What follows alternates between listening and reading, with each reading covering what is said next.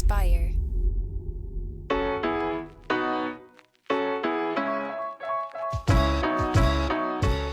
Welcome back to Starting Now. I'm your host, Jeff Sarris.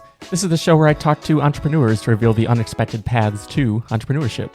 Today, my guest is Jack Davidson of SkullKids. The SkullKids NFT project it's an amazing project that he's running completely solo on his own with his girlfriend, helping behind the scenes. It's not generative art. He's doing one-off art pieces, but he's built an entire gamified experience, an NFT experience that is phenomenal. And we'll dive in this episode into everything. We start by talking about his story and his drive to just continue and push and grind and make the things happen in his life that he wants to happen. He is such an inspirational person that I loved this episode, and I really, really think you're going to too. So without further ado, my conversation with Jack Davidson. Why don't we start exactly there then? So, okay, what is your background? So video editing and real estate. I saw the real estate broker part, but I did not know about the video editing part. Yes. So originally I had right out of high school, college just was not on the radar for me. And I was just always a troublemaker and just never could get my shit together. And just always had a little luck in my pocket and just a little bit of a devilish charm. So I got right into sales and I started doing pretty well. I started selling solar panels, little stuff like this. And I met this lady who changed my life, who was like, let me show you how to sell houses. And I live out in the Hamptons on the east end of Long Island. So it's giant real estate out there. So I got into real estate probably when I was around 18, 19. So about 10 years ago. And then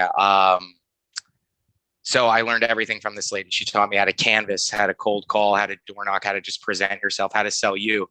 And she basically just brainwashed me. And she was trained by some really amazing people from the 90s era of Wall Street. So she just has this you're not fucking taking no for an answer attitude. And it just I just loved everything about it. So my first 3 years in real estate, I didn't make a penny.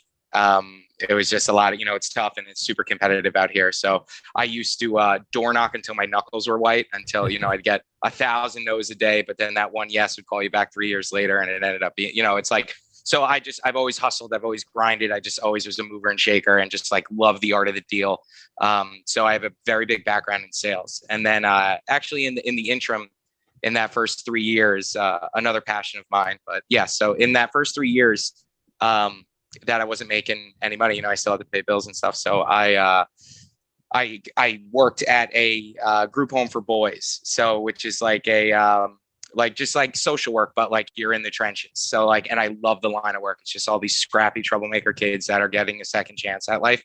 I was a scrappy troublemaker kid. So I really was able to connect with these kids. And I found that was it almost became my home too. So this will make full circle in a little bit. That's the reason I'm bringing that up. So then I started going full time in real estate and just had a few lucky deals back to back. And it was right when the big drone shit was happening, when people were like, oh, drones, drones are so hot, drones are so cool. So I remember I didn't have anything. I went to Best Buy with a credit card and I bought the drone, and within a week I had it paid off, because I listened for a very long time. I learned how to pitch myself, how to gather business. So, because, especially out in Hamptons real estate, nobody wants to fucking listen to a little 20-year-old kid. They don't know shit about anything. It's just, I was good at selling. So then, so wait, real quick. So you paid it off in just a week in terms of revenues? So, yes. Wow. So actually a great friend of mine who's in the space too, Paul, he's a photographer. So I would go to him. I'd be like, dude, I landed a job. He's like, what? How? And so we would go and him and I actually, we did a lot of work together. But so I started with the drone stuff, getting just all, beautiful footage of these. I taught myself how to do it, totally unlicensed, totally illegal, didn't care. So it just, cops would pull me over and they'd be like, do you have a license to fly that thing? And I'd be like, of course I have a license to fly this. Are you kidding me? I'm in a Class C airspace, learn all the lingo to it. And the cops didn't know enough about it. So they'd be like, I'm thinking about getting my kid one for Christmas. So, they're trying so so I would do these jobs and I would just start networking. And then it was just like something to supplement the real estate, because then I became this digital marketing tool. So then what ended up happening was all the people out here that sell real estate are like dinosaurs, man. Like they're all so old and they don't know how to fucking use a computer. They don't know anything.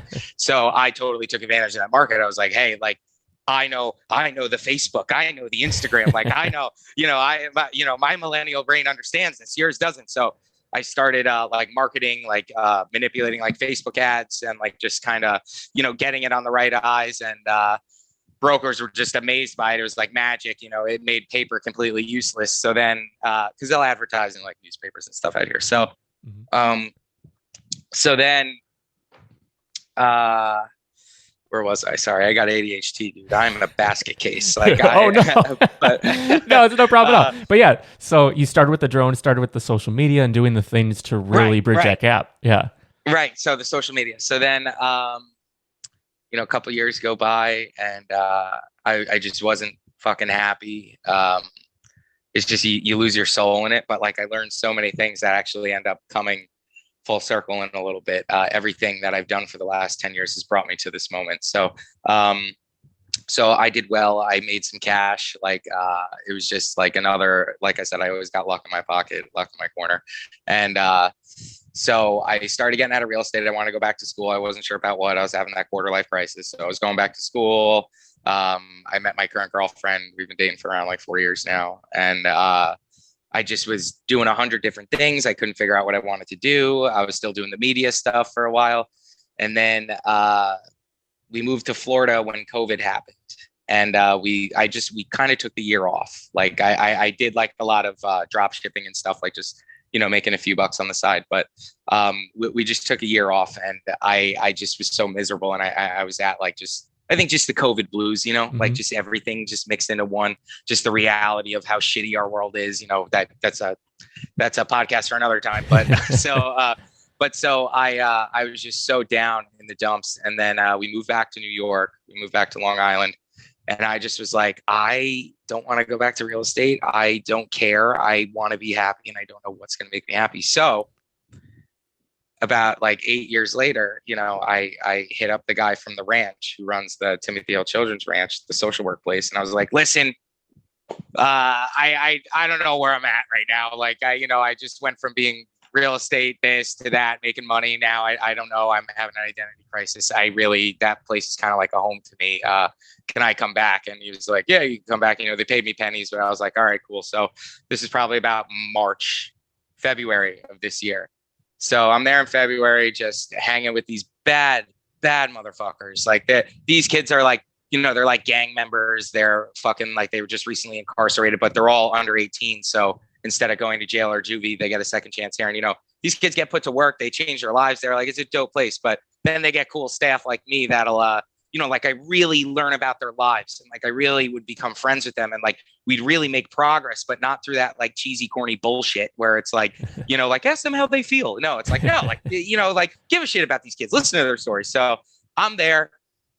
I feel a little bit more centered in my life, and a lot of my friends were hitting me up, and they were like, dude, you got to get into NFTs. You got to get into the NFT space. And I was like, I don't know, dude, I've done 100 of these fucking things. I've made money. I don't know if that's going to be the next thing for me.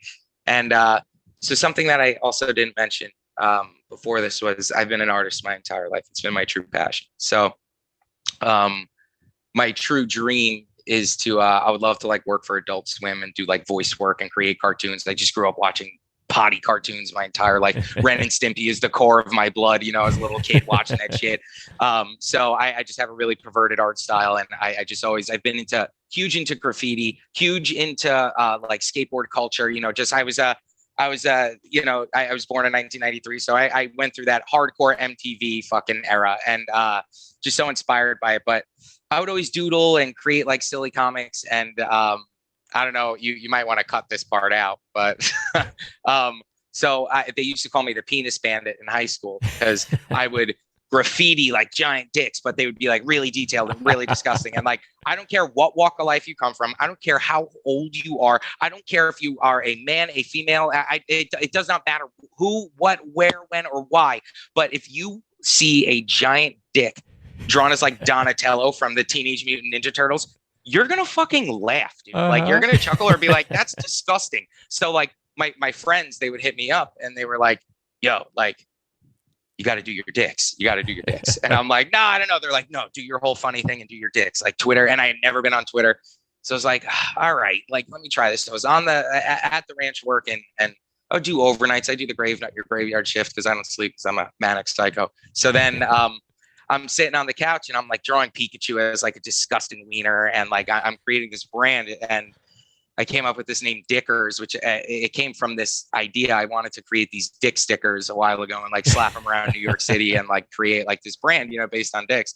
So then I start pumping out the dicks. I have no idea how NFT works. And there was just some marvelous people in the space, Crypto Pervs. He helped me out a lot to teach me how to like navigate it. And so I post these dicks, and like the shock value of them, because they're really disgusting. I don't know if you've seen them. Oh yeah, like, I've they're seen. really gnarly. Like, okay, all right. So you're familiar. So you've seen Captain America's butthole. You've seen my perverted little twisted mind. So yeah. So like I said, grew up watching South Park. Grew up like all that shit's so funny to me. Like if you can't laugh at it, like you're weird. So it's like so then so I start doing all these, and I'm like getting shock value on Twitter. You know, people are like, oh, that's pretty funny, I guess. Like, yeah, then it's like, hey, you got to look at this kind of thing. yeah, exactly. So mixed reviews. So I'm trying to network on Twitter, just meet friends here and there. And then my girlfriend was like, they're not gonna, dicks aren't for everyone, babe. Like you're not gonna, not everybody's gonna think they're funny. And I'm like, oh, phooey, like they'll love them. And then like, I sat on it for like a week or two, and I'm like, she's right. Like it's not going to appeal to everybody. I'm going to rub people the wrong way. Like people might not understand my sense of humor. Like they don't know me. So they might be like, who's that guy? Like, hey, that guy's weird. That guy needs to go to therapy. So then I always drew skulls, like I said, and I'm a huge video game guy. So very inspired by like Blizzard video games and Pokemon and, everything like that. So I've just always drawn skulls, and my family comes from like a pretty like regimented religious background. So like I just grew up with like Christianity in my background, but like I am not that. I've just gone my own way now. Like I was just when I was a kid. But so I've always been inspired just by like, death and revelation and, like all this crazy like end of the world kind of stuff. Just the artistic expression that like paints in your head when you're a child and you're getting read from the Bible, the beast from the sea rises with 10 heads and 10 horns, like crazy shit. So it's always kind of been my inspiration. And so skulls were just something that went hand in hand with like the skateboard culture and stuff. And I was always just kind of like, the black sheep, like I black sheep in my family too. I couldn't get with it. So I was just always a troublemaker and getting in trouble and whatnot. So I started with the first Skull Kid, and like I networked with a bunch of people already, and then it sold in seconds, and then here we are now. So it's just been life changing. This space is just so crazy. Yeah. And like real quick, just to unpack like what an NFT is I feel like I want to always reintroduce it to people just in case this is the first episode they're coming in. Maybe they listen to other ones, but so like an NFT sort of in your words. Okay. So I'm still learning too, guys. So like I'm just 2 months into this, and you learn fast, but so an NFT stands for like a non-fungible token. So basically from the art perspective, it's just like you can mint one copy of something that you draw, and like there will never be another copy like it. That's it. The person that owns it. So it makes it like very creative and very special. And essentially what you're seeing right now is like a digital art renaissance. We're going through something really beautiful right now. And like, yes, I know I just told you I drew Captain America's butthole and all this disgusting stuff, but like it's actually a beautiful thing. Like you're seeing a lot of these beautiful projects and these beautiful art, like just artists like come out of their shell, and finally like they're getting paid for what it's worth. And like it's just like life-changing. So you have this collectible aspect to an NFT where you get people that want to collect, they want to invest. So they want to invest in your brand. And you got to make collectible stuff, or it depends on your vision and what you want to do, because then there's also stuff called utility that comes in with that. And that is like a whole nother rabbit hole. Yeah. So do you understand utility? Oh yeah. You're into it heavy, right? Yeah, so I'm into the space a lot, but I want to always make sure that we're like, because I can definitely run down this rabbit hole and jump too far ahead, and then people are like, I don't even know what this episode was about. What the hell? Yeah, exactly. So I just want to be sure. Exactly. But yeah, with all of that, because it's amazing, because with NFTs now, someone like you, like as the artist, you can get paid not just for selling your piece. you can get paid on the aftermarket as well, a percentage of those future sales. Maximum of 10% on OpenSea for every time something sells. So when your stuff blows up, or if and when it will blow up, it becomes like you just set up in a retirement for yourself. But the only issue with OpenSea, and it's strictly banned in my Discord and my my stuff that I have going on in my channel, but private sales, because there's a mechanic in OpenSea that's just horrible. So if you find that, like, let's say you and I have like Bored Apes, right? Which is, if for those who don't know, is like a huge, wonderful project that is on the Ethereum blockchain. And I saw you got one today. And which is awesome. I had to. I just see the floor rising, and oh my god, it's actually a funny story. So, I accidentally bought it. It was a mistake, and that was I was like, like the money coming out of the MetaMask. But so what happened was, I was like, should I do it? Should I do it? I'm talking to my Discord, and all the apes are like, oh, do it. And my girlfriend's like, I picked one out. She's like, wait, I want to pick one. You buy it, blah, blah, blah. So I was like, all right. So I had demoed the transaction to see what gas was in my MetaMask. And I never rejected the transaction. So I went to go liquidate one of my Fame ladies that I have, because I have an ICE one that's like worth a good chunk of Ethereum. So I was like, let me liquidate this, roll it into that. So I go to sell it, and the sign box was still up, like I signed through, I allowed it through, and then it was accept for the gas fee for the Open Ape. And I was like, gas is a little high, whatever. So I clicked it, and then I was like, and then the other one came up, and the gas was like $3 on it. I was like, oh no. I was like, oh my God, I can't believe I did it. But it's worth it. But, and real quick for anyone listening right now, so Bored Apes is an amazing community of people, and they've built something just very special in that community. And those apes, an individual JPEG of an ape goes for thousands of dollars right now. And what was yours today? How many ETH? I spent 5.6 Ethereum, so it came to around like $10,500. But wild. You know what? Like, I love the project. It seems like it's going to be like, how every decade it just has something so iconic that just brainwashes, that like Pokemon was for 90s kids. Like, there's a study that says that they'll show people my age like a picture of a Lamborghini, and they're like, yeah, that's cool. And they're doing like brainwave stuff.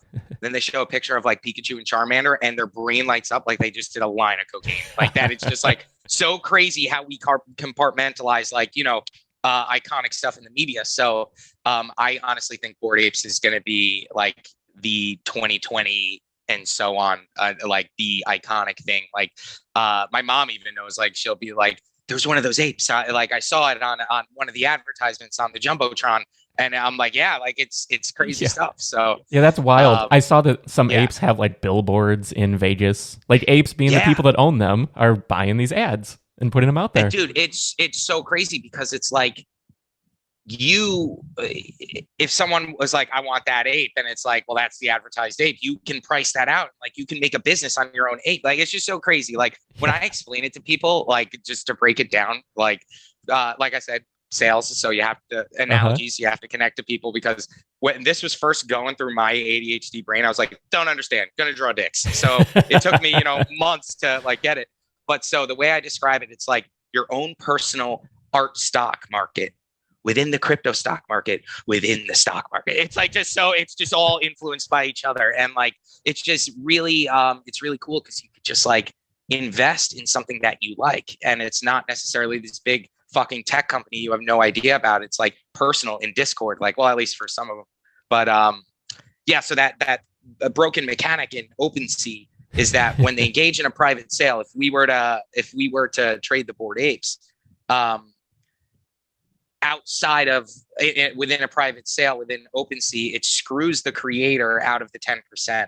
And it also, right? It's a weird mechanic, you think, because like, the Bored Apes, one sold a couple weeks ago for like 145 grand. Like, I know they're a pretty big, like, project, but like if one of my SkullKids sold for that high, and it's like, I got cut by 10%, like you best bet I'm coming to knock on your door for my cut. That it's like, it's just, and also like I give back like a lot to my community, and that like helps so much in royalties. And so that's the only mechanic that's a little weird on it. But other than that, it's just, like I said, it's like your own personal art stock market within the crypto stock market. And yeah, is it a hell of a ride? I haven't Oh, slept. yeah. I work like 20 hours a day. Like, it's crazy. Yeah, I saw you post that. I think you said that you have calluses on your hand from all the illustrating you're doing. Yeah, hang on. I don't know if you'll be able to see it, but ready? So look at my middle finger, right? You see, this is my middle finger. You're going to want to be looking right here. Yeah. I'm trying to make it like focused. So then look at I have that bump. You literally see that bump have right a callus. there? See, you see that, dude?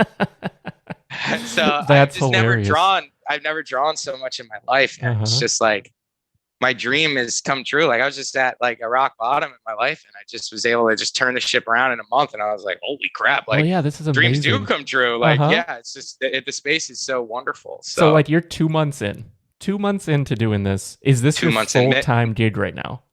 Oh yeah. Yeah. Oh yeah. I assume because with how much you're putting out. Oh my God. Just with the utility, and like, my girlfriend and I like manage everything. So it's like, she's doing spreadsheets. I'm yelling at her for saying wrong things in Discord. Like, it's just like, we're truly like like a mom and pop shop of Absolutely. like the NFT landscape, because a lot of these generative projects, it's like you can't keep up, and like they kind of suck because it's like the last man holding the bag loses, unless they have value, like Bored Apes or Punks or like something like that. But no, yeah, we're working so much, and I'm just so addicted, and it doesn't feel like work. So that's why it's like, oh my God, I just love it so much. And well, and you have that hustle, you have that drive, just from your story. Like, this is you. Right. This fits perfectly with you. That's why everything kind of came to a bubble where it was like all the light bulbs came on, and I was like, yes, like I was made for this. So just swindling deals, brokering deals, fucking drawing, doing this, and so it's just, it's life-changing. Yeah. Yeah. So I want to, well, first,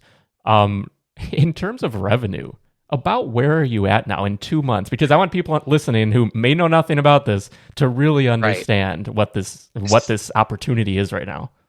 Right. So, okay. So just before I get into that, I will say that I am like, a self-proclaimed like financial genius. Like, that is the douchiest thing I could say. But like, I just got really good with saving money and being smart with money, and money makes money. And like, I just, like I said, I learned from some really wonderful people in real estate that like, really, they were like, what do you mean you're buying lunch? That's $10. That's 3,630, whatever a year. Like, think about, you can save that. That could go to this. And I'm like, wow. Like, when so it's just that mindset mixed with this space, the possibilities are truly endless. Like, so with SkullKids, I started the price point very low, and then some eyes got on it, and then people started hopping in like crazy, and then it just developed, and I kind of created these systems where it's like one hand feeds the other, and it's like, create like really hardcore value within certain pieces. And so since May 22nd to now, so almost like not even 2 months. SkullKids has of July. Right. Yes. Yeah, so 15th of July today. SkullKids, let me check. Yeah, 15th of July today. So hang on, let me see. OpenSea.io. Okay, and it hasn't updated yet because there's been some trades today because OpenSea is a little slow at times. But so I have traded 51.8 Ethereum in about 6 weeks. So and one Ethereum right now is about what, $2,100, $2,200, somewhere around there, I think. Right now it's a little under 2,000. Okay. It took a little hit today. It's around 1,900. But in this isn't financial advice by any means. But whenever it dips, like, buy that shit. Like, why, buy every little bit of that shit. Like, there's no reason you shouldn't. And also when ETH dips, it means NFTs go on sale. I got that Bored Ape for that price today. Definitely not going to be that price soon. So it's it's win-win. It's like, but yeah, that's 6 figures in less than 2 months. And I think that's something really important for people to think about is when you can find these opportunities, when you see them, because it's going to be unmatched. I mean, a year from now, the space is going to be very different, but you are one of the pioneers of the space right now. You're defining what it means to create a project like this. And that's why I wanted to talk to you, because I really you mentioned utility, and I want to dive into that and what that means for you. Absolutely. But it's just so amazing to me. I love seeing that connection. Like, we're getting rid of that middleman. It's just like everything else becomes democratized, and like musicians can reach there. can reach their audience. And now artists have a way to reach their audience. And really there's never connect. been something like that before. Yeah. 100%. And to this degree, too, where the original artist is paid in perpetuity as they should be. You're not going to sell it, like as you said, for SkullKids cheap.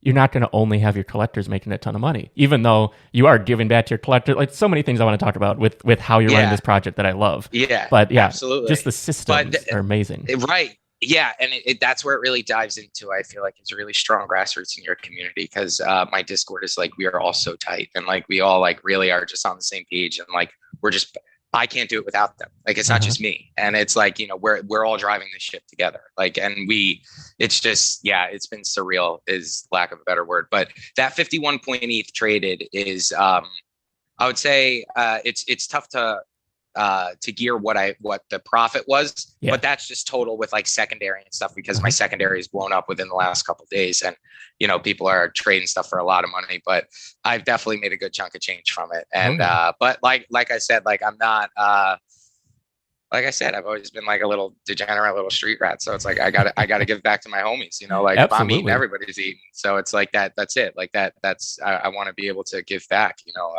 Well, and I love that. I just feel like, and just for anyone listening, what you're doing, like anyone who owns 3 SkullKids, you're sharing your profits with them, and that's amazing. Yeah. So the 50% royalty is whenever OpenSea pays me. Well, at the end of the month is when I'll do it. They'll get like a bulk payment split amongst the holders 3 or more. Yeah. And that down the line, that could be huge. I don't think I'm going to alter that number at some point, just because when the collection's complete, that's going to be, mine. But, but I still plan on giving back, like obviously to it. It's just I might lower or increase. I don't know, depending on, I got to see how the numbers work out, but I'm going to revisit it at some point. But the 50%, the way I came up with that is these 10K projects last week were killing the little guys. They were absolutely killing the little guys, because you were getting hundreds of thousands of new people coming into this space every day, like, and gray face accounts, like just people that aren't even like a thing. They're not around. Like they're active. They're trying to learn. And the first things they may see, because everybody gets flooded, are these flashy 10K last man holding the bag projects that are kind of like chasing the Bored Apes high, or chasing, and some are dope. Don't get me wrong. I'm not shitting on all of them by any means, but like you'll get just fresh eyes. I remember when I was first in the space, it was so fucking overwhelming. I was like, I just got to get my hands on one of these. Like, I don't care what it is. And like, then once you get the development of how this system works, and the last man holding the bag just bought something for 10 ETH, and it's like, all right, we're done. And it's like, what do you mean we're done? Like, this sucks. There's no value to this. So that's why utility is also important, is creating the value. But so to keep up with I just had a secondary sale. Sorry. So ADD. Anyway, see, my brain's always computing, always selling, always crunching numbers, always going. But so then I had to stay competitive, and I was like, I would do Ethereum giveaways. I'd be cool with my guys in Discord. I do giveaways and stuff like that. But I was like, how can I like change something that the little guys aren't doing yet? And like, maybe I'm not so much a little guy anymore. That things have evolved a little bit. But I was like, I if I give people shared interest as like stockholders in me, like they're investing in me, it's like they own a part of SkullKids. So it's like that it's incentive for longevity and survival of the project. And like, I think it got so many eyes, like just being like, wow, like that's pretty crazy. And there's a saying that I talked to my girlfriend about the other day, where they say like money talks and bullshit walks. Mm-hmm. Have you ever heard that expression? So like that expression to me, growing up, just as a little asshole, I always thought like, if you have money, it means you're badass. And if you don't, it means you're a broke bitch, like just some dumb shit like that. But like, I've really had a different perspective on that word, on that, that saying lately, because it's like money talks and bullshit walks. So when money talks, I feel like when you have money, real recognizes real. And like when you're generous, that shit comes back to you tenfold. And like, not even back to you tenfold, but the people that you bless, and so on and so forth. And like, you never know what chain of kindness you could set on, like something I always said in the start of my community was like, I want to be able to like I want someone to sell one of my things to fucking pay off their house one day, or send their kids to college, or pay off their debt, or like something crazy like that. And like I said, if I'm eating, everybody's got to eat too. But then there's the negative side of that, where it's like in bullshit walks. And like, instead of that necessarily meaning like you have no money, you're bullshit, you can't like keep up or whatever, that side of the saying, I feel is directed at people with money, but that are greedy and that are like, no, fuck you, I'm going to hoard all this, I'm going to keep this to myself. Or not even fuck you, it's just, this is the way my business is designed, I'm sorry, I'm only going to profit from this, and then pay my employees $15 an hour, like, you know, some bullshit kind of like corporation shit, you know. It's like, that's greedy, that's shitty, and that's awful. It's like, I just, you know, I got to put my money where my mouth is. Like, there you go with another saying, where it's like, I guess, you know, now I know why they say that, but it's just, and I love the people in my community. They're truly my friends. Like, I get to know each and every one of them. And yeah, so the royalty give back kind of just really researched. Like, people in my Discord for a long time, they were like, we're not shilling this anywhere. Like, we have to pick up the real estate before this blows up, you know, like all stuff like that. So yeah, there is that feeling, right? Because like, everyone wants it to succeed, but they don't want to miss the train. And like, once that's out of the station, it's kind of too like, I mean, I'm sure you've seen Ghosts, what happened in the last week with that. God. I remember when he was dropping the first 10, and I was like a week into NFTs, and I was like, this looks cool, I should get this. Like, people are thinking about it. And then I was like,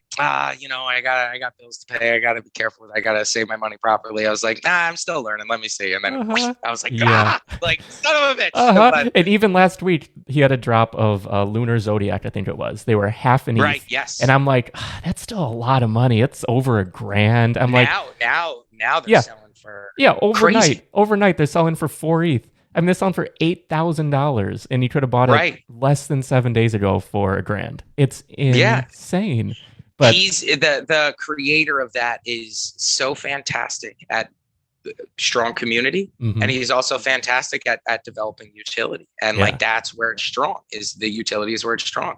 And so it's powerful what this space can do. So I want to swing back to yours, though. Yes. Not get too far down that, because that's a totally different topic. Because your utility and how you've nurtured the community, and like, what do your drops look like? What is sort of the what are the broad strokes of the project? Like, when you're dropping new art, and how are you doing it? Right. So the cool thing about SkullKids is that I don't know what I'm drawing until I get to my iPad. So it's not until I'm like, pirate skull kid, you know, or something. Like, I just come up with something, or you know, it's tough to stay fresh and creative. But the way that the drops originally worked was I was just being the me-est version of me. And like, which I said is you know, I'm super ADHD, I'm a little manic. So like, I would just drop 2 a.m., then again at 8 a.m., and then I'd sleep until 6 p.m. and then get up and drop another one at 7 p.m. And like, people would be like, when, why, how, you know? And I'm like, in Discord, I'm like, I don't know, like, you guys, I have no fucking idea. So then, and I still kind of keep that rhythm, but now it's become organized chaos. So I didn't want people to lose out on gas wars. So I started doing raffles, and I spin this wheel in my Discord, and someone gets selected, and then we do a private transaction amongst us. And that got all hyped up. And then people were like, okay, like, what's next? I'm so excited. I'm like, what's next? What do you mean, what's next? I have no idea. Like, so then I came up with the idea for augments, and then which I think is really smart. Utility. Yeah. So, and that's evolved too a lot as well. The system, it's funny, every day you just learn constantly, and you have to adapt to your market and consistently be hot and fresh.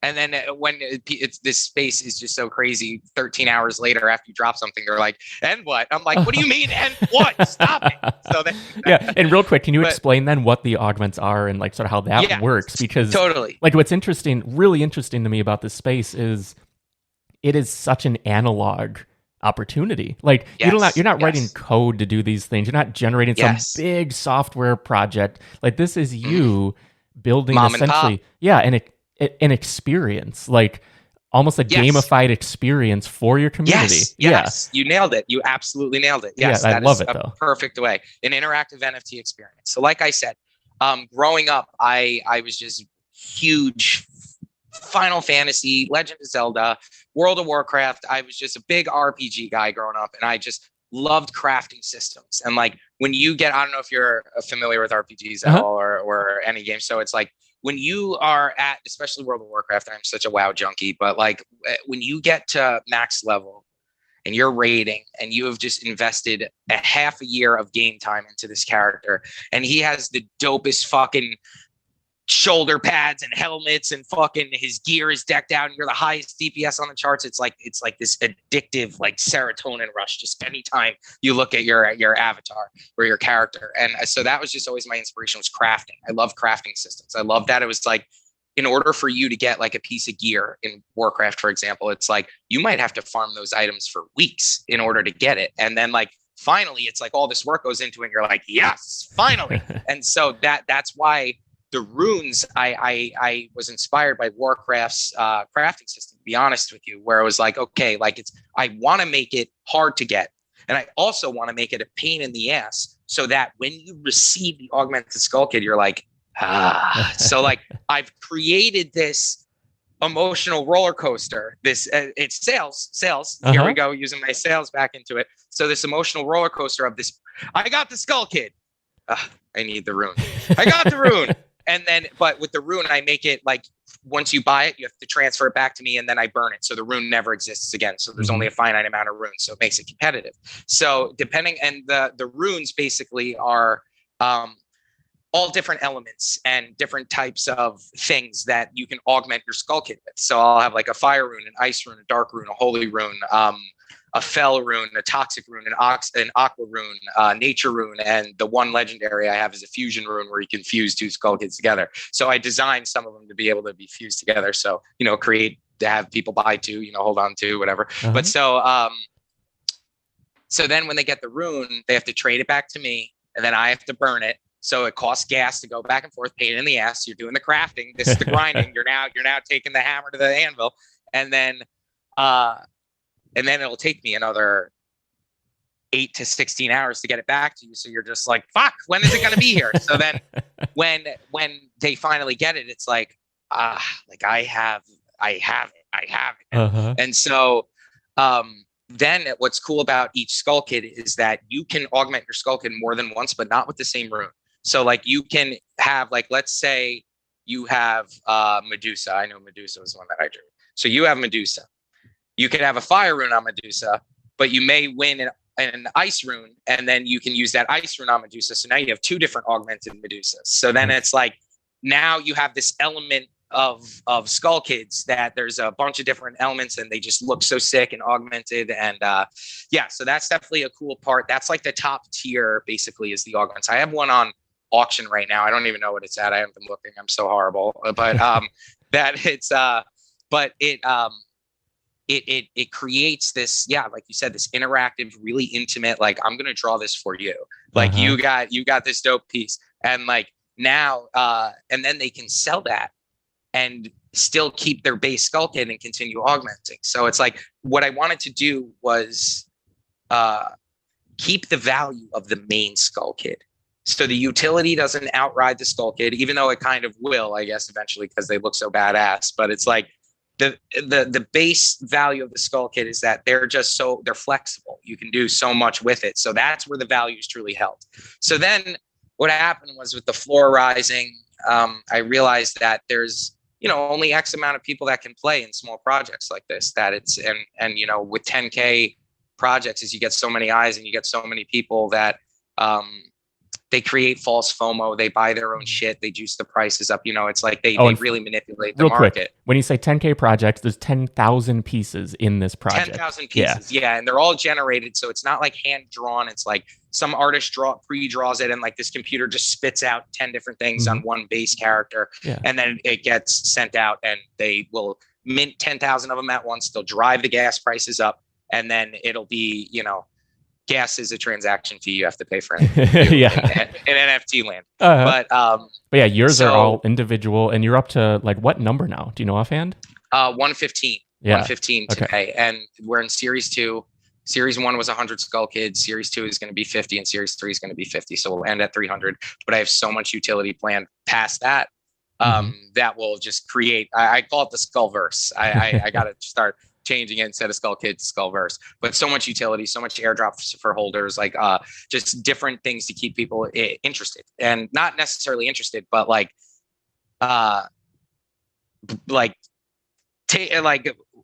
I'm trying to etch this into stone here, into the space that it's exactly. Like, I want SkullKids to be a household name. I want kids 5 or 6 years from now wanting SkullKids merch. You know what I mean? Like that. It's like, I want it to be known where it's like, if there's a SkullKids sticker in the city that someone goes, I know what that is, you know, like I would love that. So, to touch back a little bit, there's another side of my utility that I do as well. That I created something called SkullKids. So with the floor rising, it like I said, it was hard for people to compete, to, you know, little guys that are just getting in, that maybe don't have $1,000 to spend on something like this, and they don't have the information, and they're not sure about what this project offers. And Discords are fucking intimidating when you get in there, and people are like, new meat, you know, like they just like, you're not one of us. Like, but actually my Discord's super nice. Like we love when new people come, like they immediately are at home when we're with us. For sure. But yeah, when like, as of a few weeks ago, I had never been in a single Discord ever. So like stepping foot in, it is just like, what is happening? Like there's so many different like rooms and all these different things. I don't know what everyone's talking about. It's so hard to like grasp at first. But the more that you use it and utilize it, the easier it becomes second nature. Yeah, absolutely. You're like, all right, this kind of makes sense. Some of them are weird, but most of them make sense. And it happens much faster than I anticipated, because I don't want that sort of, I didn't want that always on, like something's happening all the time. I come from like a minimalism background. So I'm like, like that's a very different approach. But as soon as I got in, I realized, oh wait, this is really just like me opening the door to a little party, being like, hey, what's up guys? What's going on today? What are you talking about? That is a great analogy. That is a fantastic analogy. That is a fantastic analogy. I love that. That's exactly what it is. Yeah, but it's definitely a little overwhelming. Yeah. But so the people that couldn't afford the proper amount of SkullKids, I was like, okay, like I got to stay true. I got to stay true to my word, and I want to help the little guy out too. You know, this isn't just like, yes, I want all the whales here too, but like I also want to change somebody's life. So I created these things called SkullKids, where they're a form of utility where it's like I'll drop different amounts of them. So like the yellow, pink, and blue SkullKid, all I dropped for 0.6 Ethereum, which is like $100. And so what this acted as was a raffle ticket for an airdrop for a SkullKid. So I'll draw the SkullKid, and then that SkullKid will get airdropped to a random SkullKid holder. And for those who don't know what an airdrop is when an NFT magically appears in your wallet from somebody that they pay for it. It's just like they'll like gift it to you. So when I airdrop a SkullKid, you know, the value on that right now, my floor is like 0.4. And for a little less, a little more, you know, it's hard to really see where it's at, but that's, you know, it's a good chunk of money. So it's nothing to sneeze at. And, you know, the guy that got it for $100, you know, could flip, you know, they could do whatever with it. Like it's pretty cool. So that's why I designed it like that. But I also wanted people that if they didn't win, I wanted them to have a collectible piece of art. So then, so I did different colors. I did like 25 green ones. I did 30 originally, but gas was high and I burned 5 of them because all these 10Ks were dropping.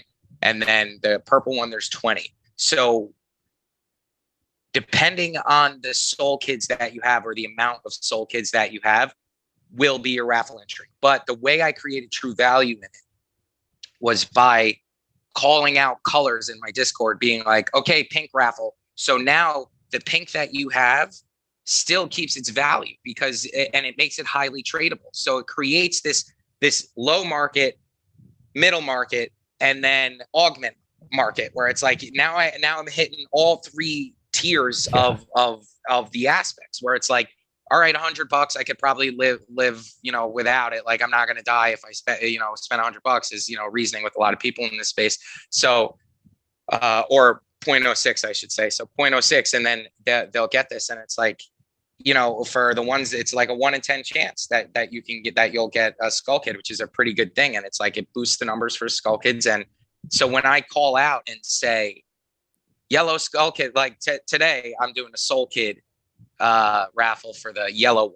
and I drew like this hazmat suit kind of guy is like super badass, and it'll get airdropped to a random yellow holder. So now I'll watch on the secondary, the prices of the yellow go up. Oh yeah. People trying to buy as much yellow. So now it's like I created like a little trading thing, but with my art still too. So it's like my art's still getting out there. So yeah, and it's that sales, so, like you said. I mean, you have the 3 price tiers now where people can get in still and have that opportunity. Right. Like yeah, right. I love it. I love what you're doing. And I love to thank you. I try to I'm a generous guy. So I just want to make sure that this could be for everyone. You know what I mean? Like I don't want, like today on Bored Apes, I just had to drop 5.6 ETH to get in, and like I love the art so much, and I always have loved it, and like it feels good to be there, but it's like can't get in now. It kind of, so I just want to make sure I have aspects while at least the project is going on. I still I want to give some people still a chance to get into it, because once it's all wrapped up and, you know, maybe SkullKids is over, it's like, it's out of my hands now. So, but yeah, it has been wild. It's exhausting, but it is a fun exhausting, because it's just constantly, I didn't think I could get this creative. I've always been a creative person. I've always drawn, I've always created, I've always wrote just like screenplays and ideas for cartoons, and just, but it was always just in my spare time. So I never flexed the muscle, and they say it's a muscle. They really, it's like, you know, muscle memory just with your hand, and just like working out your creativity in your brain. And, you know, it just, the more you use it, the more fluid it becomes. And don't get me wrong, there are days when I wake up and I'm like, I can't even look at my iPad. I'm like, oh my God, I can't, I don't know what I'm going to do, you know? But it's, I've actually shocked myself with how creative I've gotten, because the space is so inspiring to continue to dig deeper. And I don't find it inspiring in like a competitive way. Everybody is so supportive here. It truly is awesome. It's so supportive that it's like, so coming from a background in real estate, you're stabbing people in the back constantly. No, you go fuck yourself. I'm getting this house. Like, I don't care if you just lost the listing. I'm coming after this listing. And it's like, you sleep with one eye open constantly. And like, that's what I'm used to with sales. It's just always like having to like show my teeth. And like here, it's like, I love bidding on other people's art. I love spending money on other people's art. I love, because I remember that feeling. And it's like, I want to, like, let me see like what attention can be drawn onto this. Like, let's see where it goes. Like, I really, truly love this project. I love the utility. I love like what's going forward with it. So the greatest thing that I've seen though in the last couple of days is, so the 10K projects have definitely kind of slowed down a little bit, because I think people are waking up and being like, I don't want to be the last guy holding the bag. Like, that kind of sucks. Like, it's like a pyramid scheme in a way. Not all of them. People freak out with me saying that, but it's not all of them. It's some of them, and it's very obvious that they are. And like, you know, but everybody's learning in the space. They continue, you know, we make mistakes all the time. But the best thing that I've seen this week is that I've seen a lot of people being like, nah, hand drawn's the way to go. Like, I think that's cool. Or not hand drawn, but just like somebody who has utility in store for the long term. Yeah. This isn't just a cash grab. Don't do that. Don't come in here to make a quick 10 grand. If you're coming in here to make a quick 10 grand, do all the 10K projects you want. But if you're here for longevity, if you're here to place if you're here to etch your name in stone in this space before it fucking really takes off, because we're in the genesis of it, like, leave your name here, play for the longevity of this game. That quick 10K flip, it's not going to be worth, in my opinion. It's just like, when you think about this, even just 5, 6, 7 years down the line, it's like, yeah, I know it's very volatile and a lot can happen. Don't get me wrong, but it's like, it could be worth so much more. It's like, invest in something that's real. Invest in creators that care. And like, you clearly see it in Bored Apes. You clearly see it in Punks. You see it in Ghosts. You see it in all these monumental projects. And that's the secret recipe, is giving a shit. Yeah, really. Yeah, because I mean, it's simple. You're simple. Writing the history right now. The history of NFTs is being written today. I mean, there's digital things like punts. Yeah, punts have been around for digital a few art years, renaissance. But it absolutely is, like 100%. Yeah. It's a beautiful thing. Yeah, so much opportunity. It's amazing. If someone, so, well, first on rewind just a little bit. you said you never felt like you had this much creativity in you. How much were you drawing before this? Because now, like you said, 20 hours a day, you're illustrating things. Yeah, it's crazy because I don't sleep. It's nuts. But I was a doodler. I was always a doodler, but like very good at doodling. And there was a period about 3 years ago where my girlfriend and I would be in bed and we'd be scrolling through Instagram. She's an artist too, so she like really appreciates art as well. And be scrolling through Instagram and like looking at this just amazing digital art. And I've never drawn digital art. And I was like, how the fuck do they do that? Like, I just don't even understand. Like, I just can draw, like, you know, everybody has a different style, but it's like, I want to learn that. I want to learn how to do that. So then one semester I went to community college, just took a semester on like art classes. And it was like, at first it was like, you know, I was the old guy in the class. There's a bunch of young kids in there. And like, I go into the class and it's like drawing 101. And like, I kind of have a chip on my shoulder. I was like, I'm some better than this. Like, you know, whatever. And 2D design, those are the two classes. And they broke art down to such a molecular level. And it changed my life. It changed everything. So the classes, they broke it down into like shapes. Like at first I was like, this sucks. I'm like, I don't want to shade that. And then they're like, then they teach you like lighting and like value, where value hits like a circle. And like if the light's coming from, for example, look at my face. You can see the light, the brightest part here is because the reflection on my forehead is coming from the light in that direction. So this side of my face is going to be a lot lighter than this side of my face. But I also have the cam light on me, but you could kind of see it. So they would teach you how to think, but on a circle, so you could really master it. And I was like, by the end of the semester, I was like, I cannot believe it. And I didn't even learn digital anything. It was just like pen and paper. And like my main medium was always like Sharpies and stuff like that. But so then I had the iPad and I just practiced. I worked. I didn't really draw too much. It was like less than an hour a week, like nothing crazy. Like it was just when I had time for it. I played video games a lot. I would work. I didn't care. I didn't want to do it. I would do it. I would just do it to make my friends laugh, like nothing crazy. And then when I really started digging into like human anatomy and perspective, I was never good at hands and feet. That's like an artist thing where they can't draw hands and feet. So like I practiced that and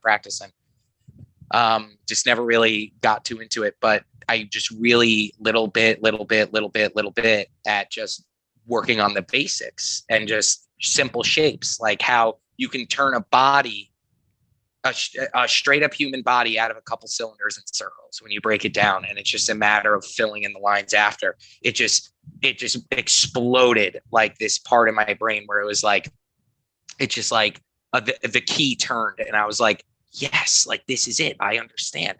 Now I just have to learn the software. So then it was just hours of YouTube, you know. Like I said, I never really was a college guy. It was always just scrappy, just figure it out on my own.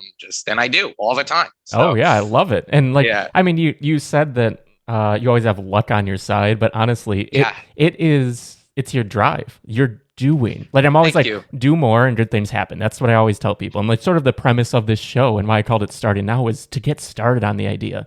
And like you've started on many different ideas that all culminated into this moment, into this right now, that you wouldn't be the same person if you hadn't done all of those things that you outlined prior to this.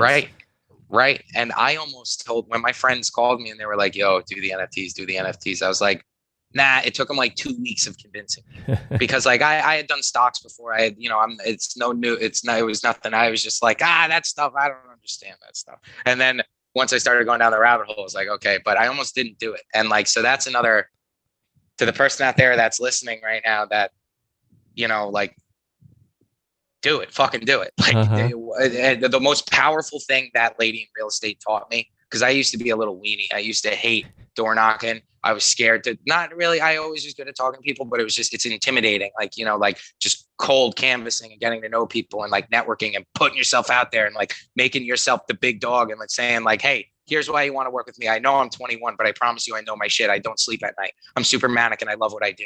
So please listen to me just for 5 seconds. And like, I didn't learn how to do that until she told me this beautiful bit of knowledge. And for the person out there that needs to hear this, what's the worst that they can tell you? No.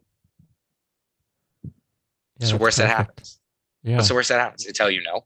Okay, go knock on the next door. They're going to tell you no again. You go knock on the next door.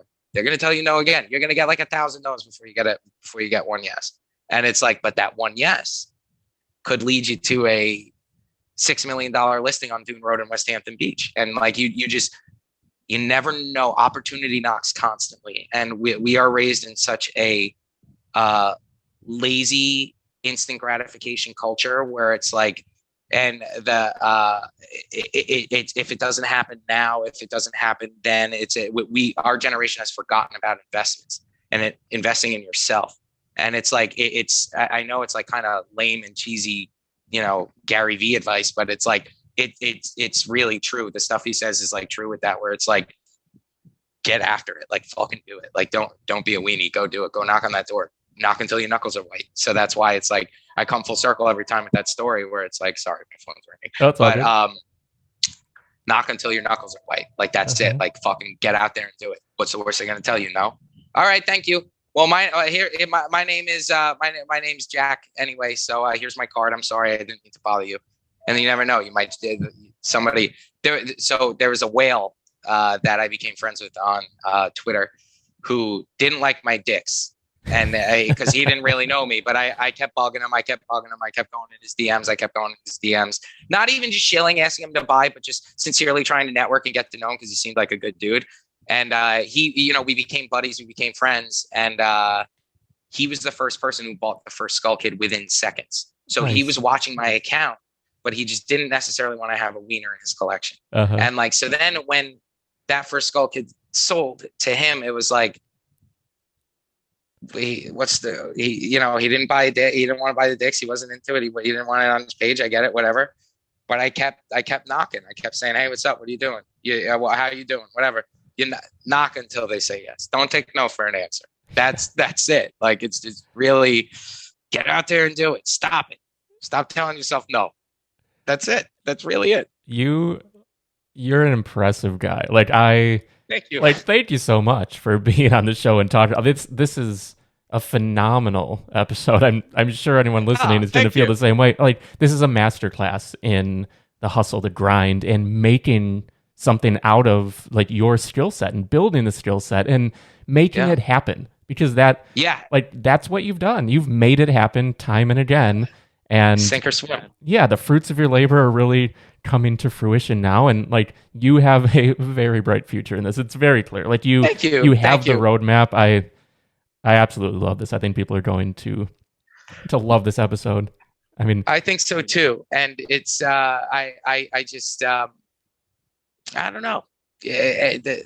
There's nothing to be scared of here. Everybody's so supportive in this space. It's like, I wouldn't be here if it weren't for the great minds that took the time to answer my DMs. That there's a few people out there that really like took the time to not shoot me away and be like, oh, competition. It's like, no, like, hey, we got another buddy. Like, get in here. Like you said, it's like party. It's like everybody's got to hop in. It's very warm and welcome. But yeah, it's nobody's gonna do it but you. Nobody's gonna do it but you.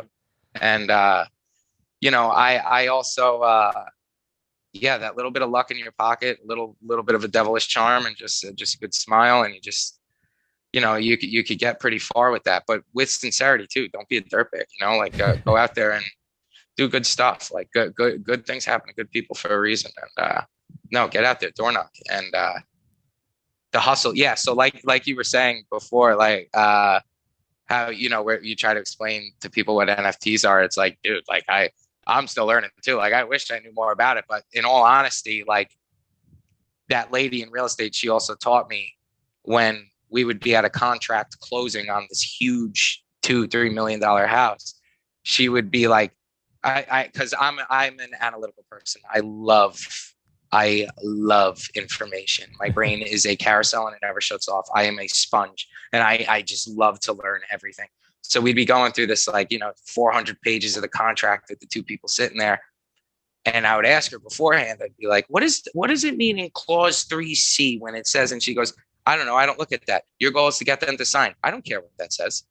And I remember she'd be like, that shit doesn't matter. What are you talking about? Why are you even worried about that? Get in there and sell it. You're not going to read that. You're not even going to think about this house after you sold it. Get out of here. So then I would be like, wow, if you truly hustle hard enough, and don't get me wrong, a true salesperson and a true person in the space, you have to, knowledge is power. When people ask you questions, it sucks to take the phone away for a second and say, hey, let me ask my broker. I don't know. Hey, it's so good to say, no, here's the interest rate, X, Y, and Z, blah, blah, blah. This is what's going to happen. This is great. I got you. Let's do this. So, but there's a little bit to be said about that hustle and that drive and how you sell yourself. Sometimes it doesn't matter what product you're selling. People are buying you. So when I would pull up to a deal in real estate, and I'd pull up in my Ford Escape, and I would see the competing agent that I would be there with would pull up in a brand new Mercedes Benz, I knew who was getting the listing. And it's because you're selling yourself. That's the industry. We're in the Hamptons. They want to see that. So it's like, there is a piece of the hustle that it's like, you don't necessarily have to know it all. I'm still learning, but do it. Put it out there. What's the worst they tell you? No, you'll figure it out. I make mistakes daily in my Discord, $1,000 mistakes. And it's like, I go, oh, well, that's the best way to learn. And I'm only human. I'm not a generative project. So get out there and do it. That's it. Should write a book. Yeah, this is great. Like, thank you so much. Where should we send people to check out SkullKids, Dickers, everything? Yeah, I would go to my Twitter, which is at SkullKids NFT, and I also have a link fire in my Twitter bio that has a link to all my collections. And then my Discord. My Discord is where I'm most active. We're always popping in there. My girlfriend is like my manager in there. Like, she does all the back end spreadsheets, and like she's constantly talking to people in there, because sometimes, like I said, I'll just fall asleep for 3 hours randomly out of the day out of exhaustion. And like, she's just keeping up with everybody for me. So get in touch with my Discord, Twitter, anywhere. And I normally answer to everybody. Unless you're like an asshole, then no, I won't answer. But like, normally everybody I answer. So yeah, well, seriously, this is awesome. Thank you so much for taking the time. And hey, and thank you for having me. We're absolutely gonna keep in touch. I mean, I'm in the Discord already, like poking around. I'm not as active as some people, but like, yeah. This is get in there. Awesome. Get in there. Yeah, dude. Yeah, dude. Yeah, for sure. Definitely. Sure. Awesome. Well, thanks again. Yeah, man. Hey, dude, thanks for having me. It was really a pleasure. And what you're doing is really awesome too. The entire idea of what you're doing. This landscape is so new, and it's not only just for artists and utility and NFT projects. There is also a huge influencer side on this that has not been tapped in yet. There's also a huge talking about podcast side of this. How about how-to YouTube channels? This space is the Wild West. It is ungoverned. Get the fuck up and go do it. And you are doing it. So that it is, what you're doing is real cool too. I appreciate all the hard work that goes into this. We're all hustling right now. So thank you. Yeah. I mean, out of curiosity, when you say the influencer side, do you have something in mind? Because I'm always thinking, I mean, what I do is I build businesses, help people grow their brands. Right. Like, that's what I've done for the last 12 years or whatever. And I'm always thinking about things. Is there something on your mind right now that you're like, ooh, when someone does X, Y, Z, like, this is sort of, it's just ripe for the taking? So I think with influencers right now in the space I'm like very good at making my voice heard when I type and writing. And I find that huge, to not type like a robot. Like, drop a couple F-bombs, like be funny, like say weird shit, like make people want to be your friend and be a human being. Like, so your brand is you, right? So I think there's a necessity for this voice that isn't just like NFTs, like and retweet. It's like which some influencers do, which is kind of like lame, but it's like, how about like, fuck, I just lost 10 grand today because Ethereum dipped, and like people are like, that's fucking relatable, or like something along those lines. So I think there's this need for more voices. And I think there are strategies with what you're doing. There's somebody, Schiller, I don't know if you've linked up with him or if you know him at all, but so. He's like a pretty big influencer. He's a Twitch streamer, and like he just talks about projects on his Twitch stream like all the time. And he's got his finger on the pulse of all projects. And like, if I think influencers should know everything, anything else. If you're a broker 24/7 all the time, you should be buying, flipping, trading, collecting, everything in between, and letting people know, like, make your presence known. And I think a mixture of that and like a voice to be heard, people are going to want to hear what you got to say. So it's, I just think there are just so many markets that surround cryptocurrency Yeah. or Ethereum, the Ethereum blockchain, I should say. Yeah, smart contracts and things. It is just so untapped right now. We are just going through a digital art renaissance. When this surpasses art and you start bleeding this into mass adoption, it's what I'm saying is do it. I just don't have the time to do it, but a YouTube tutorial on how to set up your MetaMask wallet. So I don't think that's what's funny. That's exactly what I like plan on doing. I already have like all this stuff mapped out just for like that beginner, because like the audience like listening to this is an entrepreneurial show. This is the second NFT episode I've ever released, and like people are new to this. Like it's 3 weeks ago, I hadn't done anything in this space. Now I've bought a bunch. I've sold some things. Like not like for like profit or anything, but just trying to figure out what's happening, moving stuff around, giving my girlfriend an art piece here and doing these different things. But it's daunting. Like I'm a tech guy and it took me a little bit to be like, what is this? What am I doing? Right. And then I also find in this space, so I'm very social. Mm-hmm. Like I, as you can see, I don't shut the fuck up. So it's like, I love to talk to people. That's why I love sales. I love people. I just love engaging with people. I love being able to truly be friends with anybody. Like I love that. And I know not a lot of people have that gift, and a lot of people, and especially artists. I am just lucky that I am an artist that also has that gift, because a lot of the time these artists, 80% of the time are going to be critical of their work. 5% of the time be too scared to post their work on Twitter, and the remaining percentage, they're not going to want to even, they don't know how to sell their stuff besides like shilling or like, but that, like, that's why I say door knock until your knuckles are white. But then when you're not social, you don't know how to understand it. So you have this artist, social, and tech side component where I know, like you said, you're a tech guy, where a lot of tech people, may not be the most social either. It's like your guys' brains are on another level where it's like you guys are like, you guys telepathically speak, like you don't need to speak to other people. So it's like, so when you, it's a matter of finding, like, you obviously have this social gift as well, where it's like you aren't scared to talk to people. You want to be on camera. You want to, so that's awesome. And that is the huge missing element here is a lot of these projects that like are phenomenal art that they just are like, I don't know. They're probably going to tell me no. Yeah. Don't let them. So what? They're going to, everyone's going to tell you no. Have you never been told no? Who fucking cares? Get over it. You know, that it's like, so there's that aspect that I think I don't know. There's just too many angles to hit. It's exhausting. Oh, yeah, for sure. And since it's so like ungoverned right now, and it's such like a free space that it's like,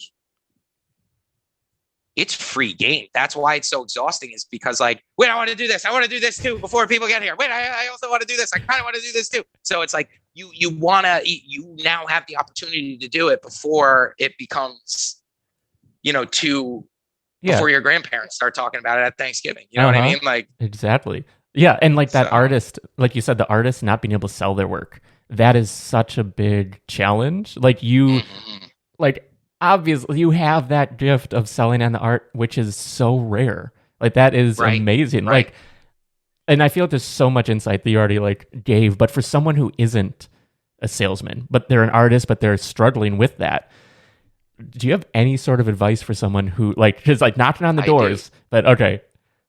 I do. So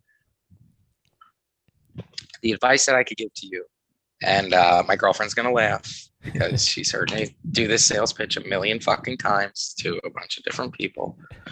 But there is a book that I haven't read it in a year or 2 years, but I have treated this book like a Bible, and it has changed my life.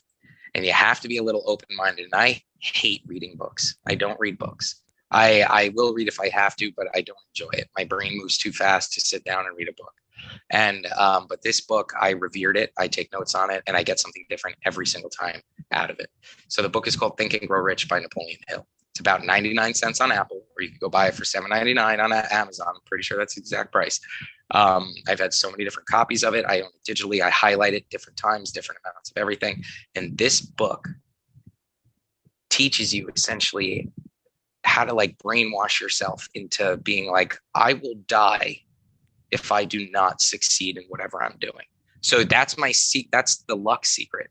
I don't have a little luck in my pocket. Is that book has given me a little bit of luck in my pocket, because it's like you're able to like really just almost like brainwash yourself, or like change like just the way you think about sales, and just like how you're going to make money, or do how you're going to just approach any kind of situation. It's not just about making money. It's about like believing in yourself. And like, so you create a goal, right?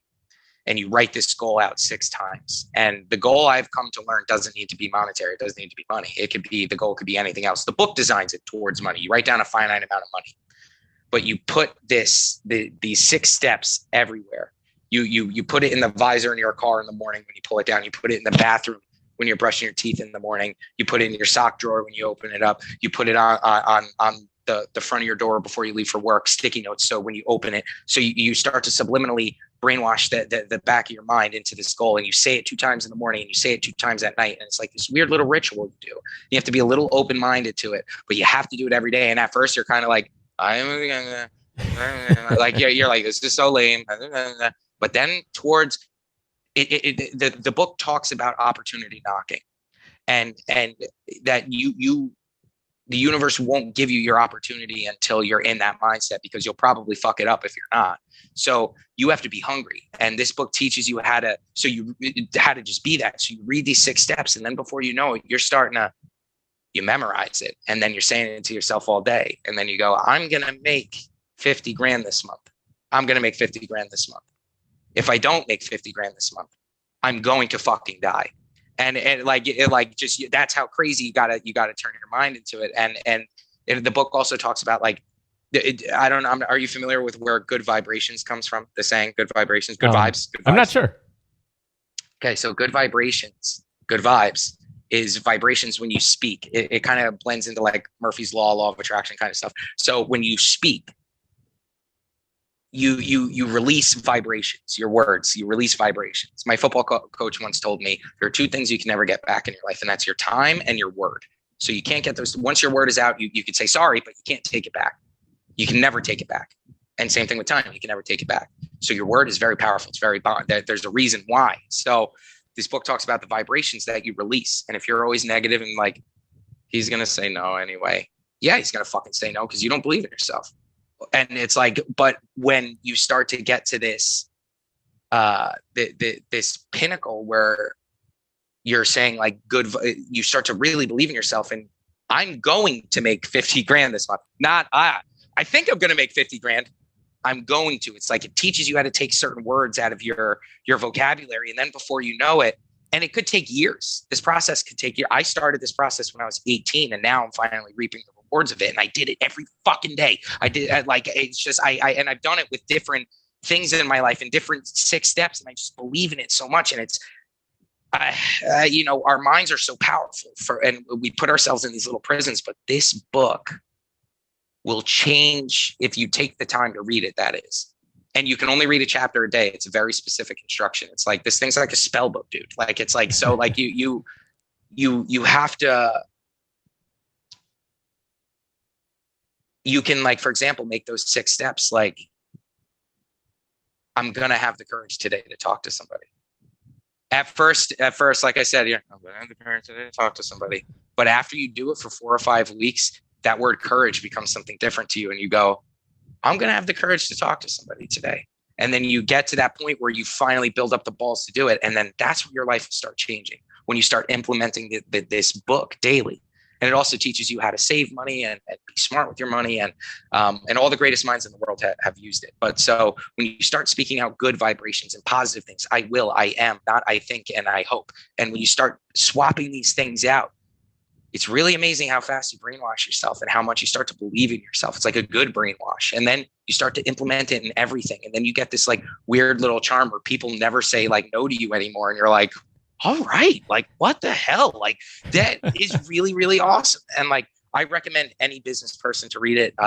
Anybody that is trying to get started in this space or in another business or anything in their life, if they are feeling low, they don't believe in themselves, they, to be honest with you, the manic artist, the depressed artist, they go hand in hand. It's a dark area. Creative people are fucking dark, man. Like, I'm super dark. A lot of my shit is really, really dark and weird. And it's like I said, I never shut off. It's torturous. But when you start to learn how to master that, and you could show like you could show your own brain that you're like, I did that to myself. Like there wasn't like, I didn't have to take an antidepressant. I didn't have to take this. I didn't have to, it was like, I just rewired my fucking brain.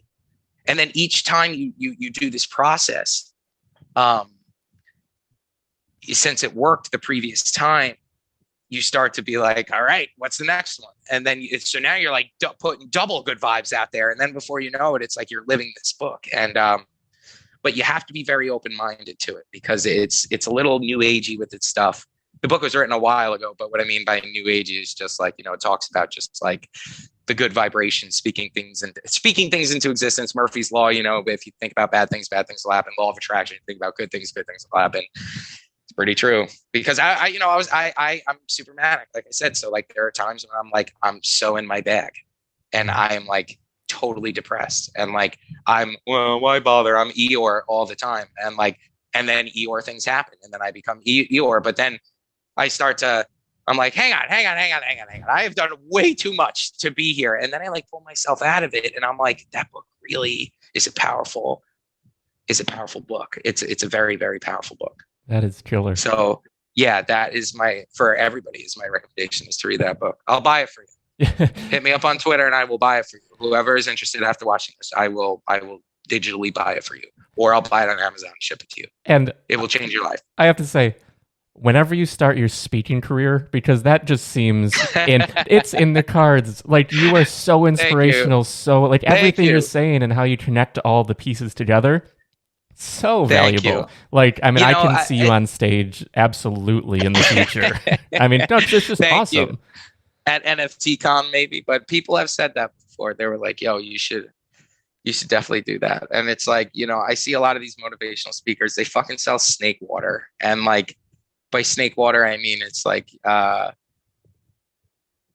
don't give like real good advice. Like they say like, like you'll get some 18-year-old kid who's like, my parents want me to go to college, but I want to start a sock business. And like, then like the sock business is going to be $250,000, and I have to take a loan out at 25% interest. Is this a good idea? And then you get like the guy on stage who's like, just fucking do it. And then like everybody's like, and I know I was just saying just fucking do it, but also like I said, there's a lot that goes into that when it's like I said, financially with saving, and like this book really teaches you how to be smart with it. And it's like, to be honest with you, it's like, no, tell that kid maybe he should try a semester or two at college. And then if he hates it, then take out the loan, because that loan will probably stick with him for the rest of his life. And then sock business, very diluted. Why aren't you going to tell him that? It's like, there's more to it. And so I thought about it before, because I really think I could come up with a cool system where it's like, you have that, like, believe it in yourself kind of shit, because totally true, 100% true. Like I just said that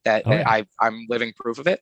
But then there's the also like, don't spend 10 grand on a Bored Ape side of it. It's like, maybe put that down on your mortgage, or like put that in an IRA, where it's like, I really, I don't know. I have a natural gift with like numbers, and my girlfriend had to take my community college math class because I'm that stupid that I couldn't do it. And it was like algebra 101. So it's like, but what I say by like, I'm gifted with numbers is like money and crunching numbers and percentages and how to save it and where to save it and where to put it in and trajectories of things. And like, it's weird. I just have I have instinct. I have instinct with it. And, I don't know. I've worked for myself mainly for the last 10 years. Like I've just made it happen for myself. It's like, you have to get good at that. And that's a huge aspect of it as well. So yeah, no, I definitely, I could get down with it. I love inspiring people. You never know whose day you're going to change. I want to thank Jack for joining me on this episode. Be sure to head on over to his Twitter account. That is SkullKids NFT, where you'll be able to find links to his SkullKids collection on OpenSea, his Discord, and everything else. It is an awesome project. I highly, highly recommend that you check it out and get in now. Like, get in on the ground floor, as he's one of the pioneers in this space, defining what this space is and what can be done as an independent artist in the NFT space. So again, that's SkullKids NFT on Twitter. As always, this episode of Starting Now is brought to you by Built. At Built, we help you get started online. Whether you want to start a blog or a business, head on over to built.co. That's BYLT.co to get started. Built, your website, built for you, simply. Finally, if you're enjoying this episode, be sure to subscribe on Apple Podcasts, Spotify, and definitely check out the video version on YouTube, my favorite version of the show. And I would love a subscribe, a thumbs up, and if you could click that bell if you want to hear more of these stories, dive into more entrepreneurial and NFT stories, and learn as much as you can about this space, which is it's so in its infancy. I highly recommend, if you're an artist or in any way creative and curious about this space, I highly recommend that you dive in. But you can find the show there on YouTube. Well, that'll do it. Again, I'm Jeff Sarris. This has been Starting Now, and I'll see you next time.